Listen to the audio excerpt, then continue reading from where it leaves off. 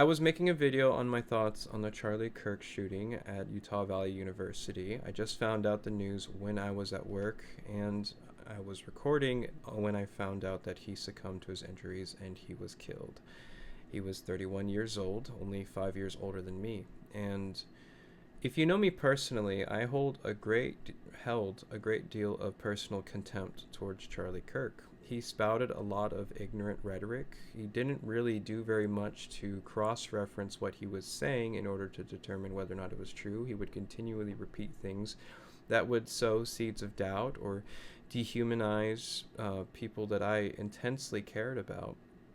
And he oftentimes would say things that I believed were entirely anti American, such as criticizing multiple parts of American culture. And even then, when you have political violence in a country, that is a failure. Political violence of any kind is a failure, and I said the same thing about the Trump assassination attempt last year. I don't want a culture of violence, let alone political violence, in this country. That is an abject failure. However, I am frustrated because we are perpetuating a culture of violence in this country, but also people are calling us to come together, but they don't understand why that culture of violence is being perpetuated. I understand that you want people to come together and unite, but that is not possible. That is not sustainable if the rhetoric you're spouting is actively hateful and ignorant towards people. I can't be friends with somebody if they are actively asking and advocating for people I care about dearly to no longer exist nor be recognized. That is irreconcilable. Interestingly, when I heard the news, one of the first things I was reminded of was Malcolm X's comments regarding the assassination of President Kennedy. Malcolm X said that Kennedy participated in a culture of violence and perpetuated it, and then the chickens had come home to roost, which was incredibly controversial at the time. People really did not want to hear this. The nation was in mourning, and I personally believe that Malcolm X had poor timing, but in retrospect, I believe he was right. Because remember that one of the first things that Kennedy did as president was sanction the Bay of Pigs invasion. He agreed with his advisors and allowed the invasion to take place. It failed, and hundreds of people died. Robert Caro writes about how afterwards Kennedy was found in his room crying, just reduced to tears, because he trusted his advisors and he was naive. He did not understand how many people's lives he was playing with.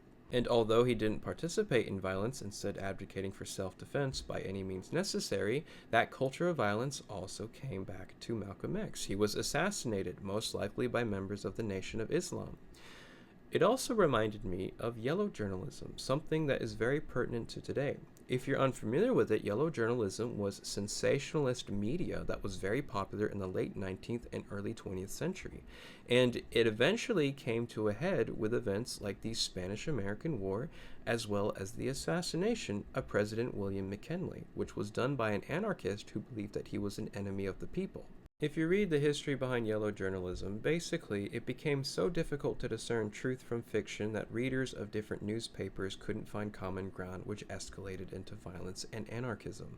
That is something very similar to what's going on today. Through our social media algorithms, I already know the media that I receive regarding political anything is completely different than what a conservative receives. And when I try to speak to conservatives about politics, I'm often simply surprised because they have almost an entirely different set of jargon, and it sounds like they're speaking a totally different language. So I'm feeling a mixture of emotions here. I am most strongly frustrated and dismayed by the display of political violence and the rise of political violence in this country since 2015. That is a failure. That is a sign of a culture of distrust and a sign of a culture that needs healing.